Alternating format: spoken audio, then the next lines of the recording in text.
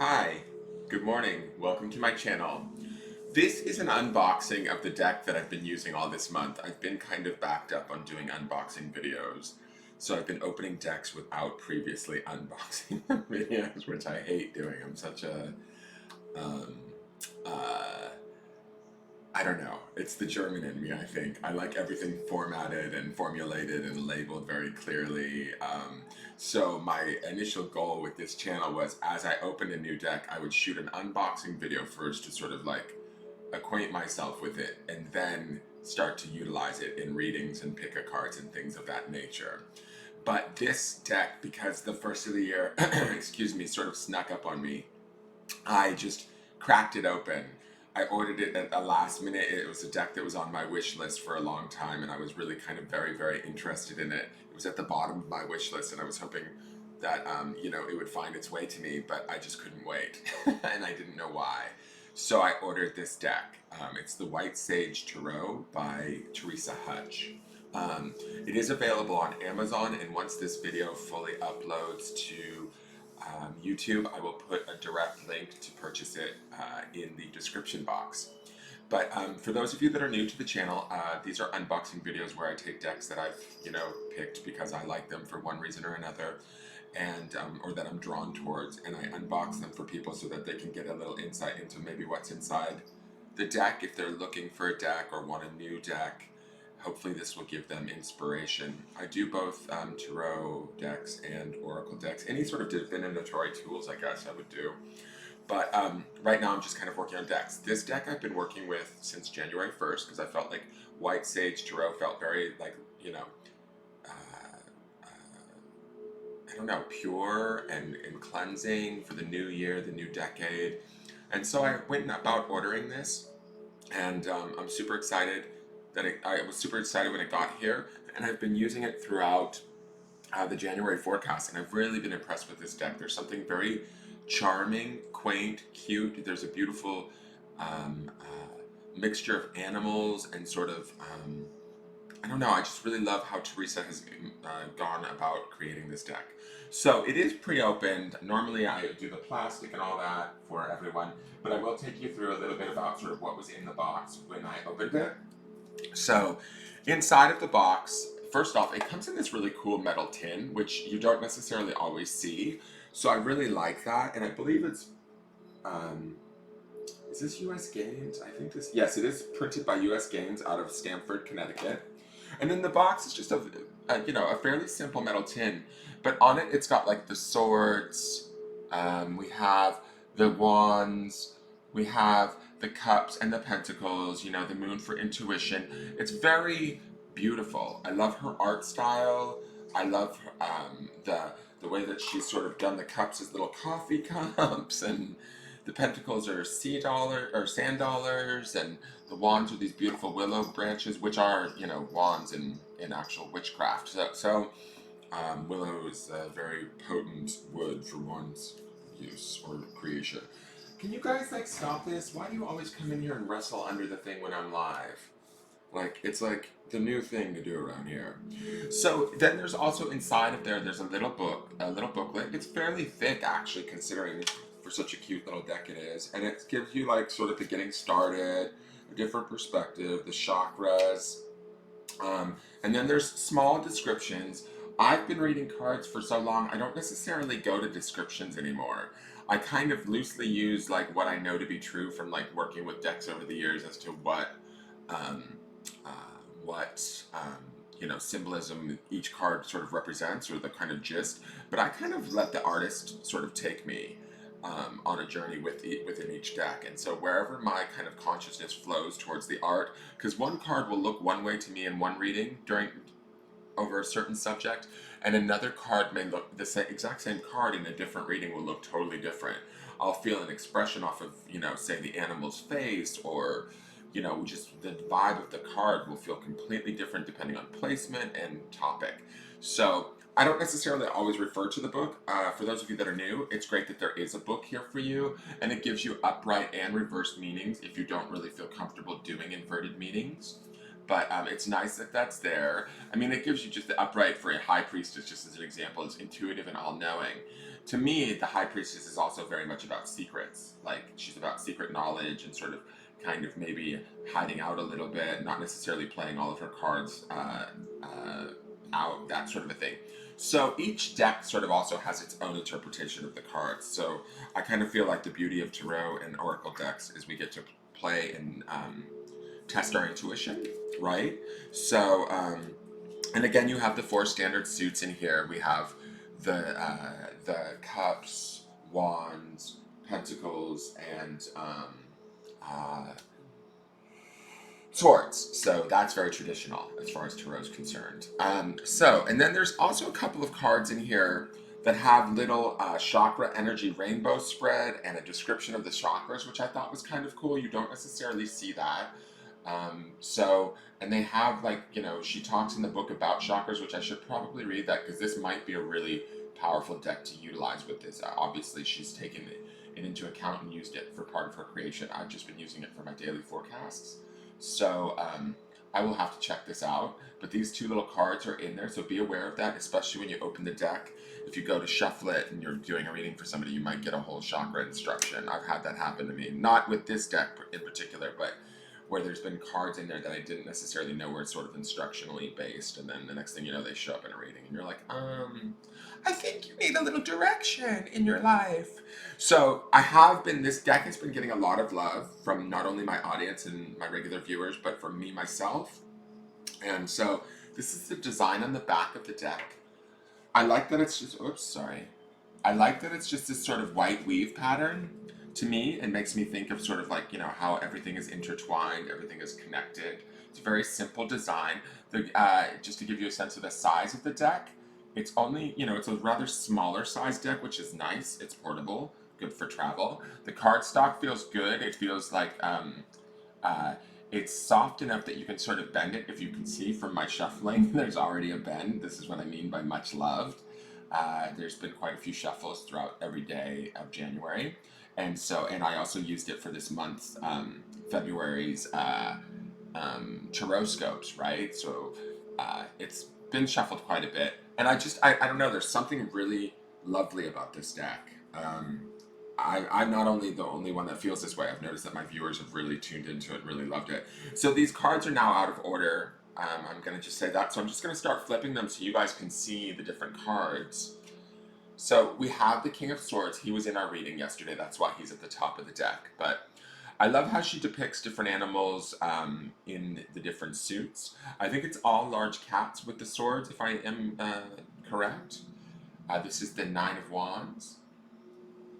So, and then there's also this theme, I have to say, throughout the swords and the wands, is there's these themes of ribbons. I believe even in Pentacles too, I've seen some ribbons.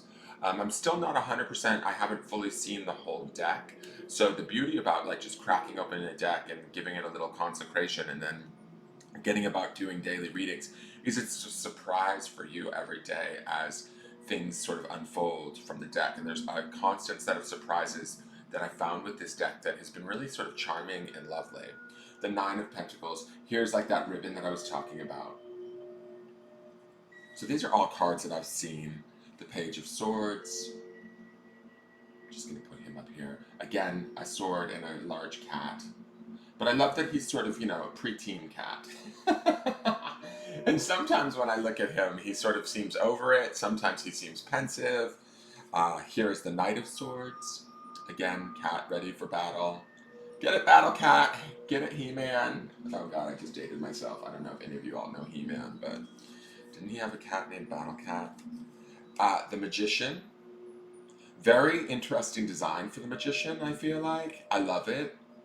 This is one of the, sort of, to me, the Magician can sometimes have a certain level of,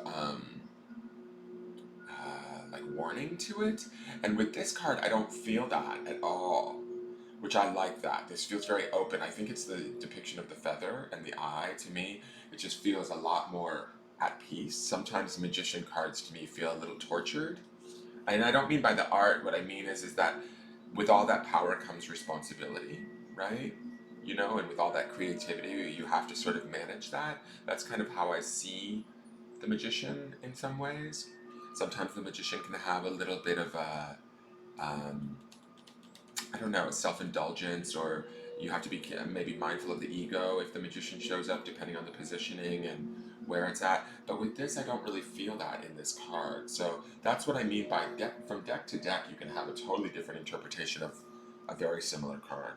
So this is the King of Cups. He's actually new to me. I've not seen him yet. He's really cute. I love the otters that are in the cups. There's this one, the Page of Cups, that was showing up, and it's a lovely card. It's so like, just, I don't know, quaint. So this artist has really done a beautiful job with this deck. This is the Fool. I love this card. There's such exuberance. You know, the beginning of journeys, the idea of play. I love how they depicted the Fool as a puppy. You know, puppies are so innocent and naive in a way, but they're not stupid. They're just learning, right? They're open to everything. They're trusting until sort of, they learn maybe they can't trust. This is the Queen of Swords. So there's a lot of swords energy showing up this morning. She wants to come around. She's been showing up a lot in her forecast too, but I love her. She's definitely sort of, to me, one of the more fierce of the swords, of the court swords. She's like the one to not be messed with. Oh, this is a new card to me. I haven't seen this one yet. The Five of Cups. Wow. And I love the yellow ribbon. To me, the yellow ribbon goes right to the place of being overly analytical. Maybe our mind and our emotions not really matching up. Maybe our mind not allowing our emotions to match up. That's kind of what I get from this, just looking at the art right out of the gate. I mean, we look at that crack in that cup, and also the balancing of the four cups on top of it. It feels like maybe we're carrying a little bit more of a load than we need to right now. We might be stressing our mental self. That yellow definitely brings me to that place of anxiety a little bit. So this is how I read cards, guys, just to give you a little insight. Here's the Ten of Wands. Again, we have sort of, this is more of a rope versus the ribbon. This feels a little bit more strained to me. Tens always represent completion. I factor that in when reading, but to me, this almost feels sometimes when I look at this, a little bit like constricted, you know? But this just gives you a little idea of what's going on in here. We have the Page of Wands. And I believe all of the wands are birds, if I remember correctly, because this here is the Queen of Wands on the art of the box. The Six of Swords, again with the beautiful ribbon. Purple is always a symbol of like sort of royalty or spirituality. I love this. To me, this also feels very defensive when I look at this card. It feels like we may be protecting something very, important to us at a deeper spiritual level. So I also love the simplicity of her designs. This is the High Priestess, a domesticated cat with if you look really closely, she has a moon on her forehead. Do you see that? And I love that. You know how cats are sort of self-contained, very independent, sort of secretive in their own nature. I love how she chose to use a High Priestess for the depiction of the cat. Okay, so I'm running out of spaces now. I just love this deck. It's really cute. Oh wow, this is cool. I've never seen this before. The Judgment card. Wow, talk about the light of judgment coming in. Discernment, being able to see clearly, being able to understand things for what they are. Beautiful. Very lovely choices in design. The Eight of Swords. This is a card that I've seen before, but I love this. I love the blue ribbon. To me, this is about calm, secure mind, even through, maybe the opinions of others, sort of balancing ourselves and keeping ourselves sort of shored up and grounded while we continue to sort of believe in who we are and what we are. All right, so that gives you guys an idea of what's inside of this deck. I don't necessarily go through all the cards. I do want there to be some surprises for you if you do decide to purchase the deck. I can tell you my experience with the deck has been lovely. I believe that my viewers have really been enjoying it. I certainly have. So there's no, I can give it a 2 thumbs up or 4 stars, 5 stars, whatever. Miss Hutch, if you ever come across this video, I think it's absolutely beautiful, your deck. I think it's lovely. I'm actually going to probably research you and see if you have other decks out there. There's something very charming about how you've connected the animals, the elements, all of it um, into this deck. I am going to pull a card. I like to pull a card for those of you that watch these uh, unboxings. What do the people that are viewing right now need to know at any point in time of the viewing of this video, Spirit? Let's see what card comes out. I'm not at this point, because I've been using this deck for almost a month now. I'm not sure if I've seen almost everything. Like, there's certain cards I haven't seen, like Judgment. But it's fun when they pop out because you're sort of like, oh, that's new to me. Makes it sort of not challenging to read, but it's inspiring, right? Because we see a new card and a new piece of art, and the art might stimulate something in us intuitively that goes against what the traditional meaning of the card is. But that's what I like, how I like to read, right? It's from a stream of consciousness versus, some formulaic plan. I do take into account the general representations of each card. Those are important, but I also don't let them box me in. Okay. Let's see what card it is for today. Oh, beautiful. I've seen this card before. I love this card. It is the World, and I love that it's signified or represented via not only this sort of like moon shape in the background, but this acorn, which to me, acorn is a very strong spiritual symbol in the Celtic tradition. And when you think about the power of an acorn, it's like this small little seed, but when it hits the ground and it gets nurtured and nourished in the right way, it can give birth to a giant oak tree, right? And oaks are extremely strong, they can grow extremely tall, they're like sort of majestic trees. To me, this speaks to the world in the sense that like everything is available to us if we like to start from a seed, if we start from this place of acknowledging what it is we do want and nurturing that within us. With a sort of, the moon here makes me think of this intuitiveness, right? So if we utilize the intuition or our compassion, the more sort of deeper senses of who we are, and nurture those seeds of our desires, the world or the universe, the energy around us, our environment, whatever you want to call it, that doubles for the world, will sort of help us to deliver these seeds, right? But we have to be aware that everything that we're working on or working with and what we're giving our attention to is ultimately a seed that has potential to grow in very big and dynamic ways. Now, that goes both directions, I feel like, with this card. I always feel like this card here in this deck says to me, as I look at it, there's a warning here that says, if we feed seeds of like despair, lack, worry, we might produce more of those experiences. Not even might, we generally, as a rule, I mean, that's a common manifestation belief. We will produce more of those scenarios, or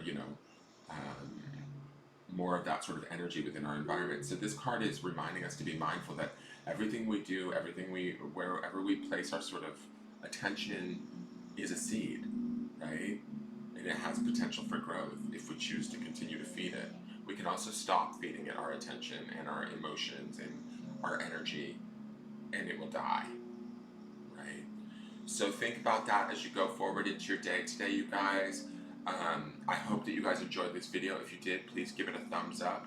Like I said, I'm trying to get caught up on some of my tarot decks that I've cracked open without doing the unboxings.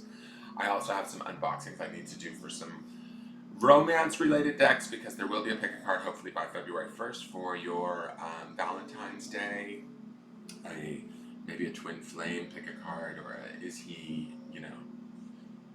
my man? So you guys, again, like I said, thank you for tuning in. Give the video a like, a share, a comment, a subscribe. Ask any questions and I will try and answer them for you. If you are interested in watching the deck in action, you can tune into the forecast every morning. Follow me at Engelgeist333 on Instagram, and you can please like the business page and subscribe to the YouTube channel. I greatly appreciate it. Thanks for bearing with me with this live video for the unboxing. And like I said, a link to the deck will be placed in the description box once it's fully uploaded to YouTube. All right, you guys, have a great day, and I'll look forward to seeing you on the next unboxing. All right, bye-bye.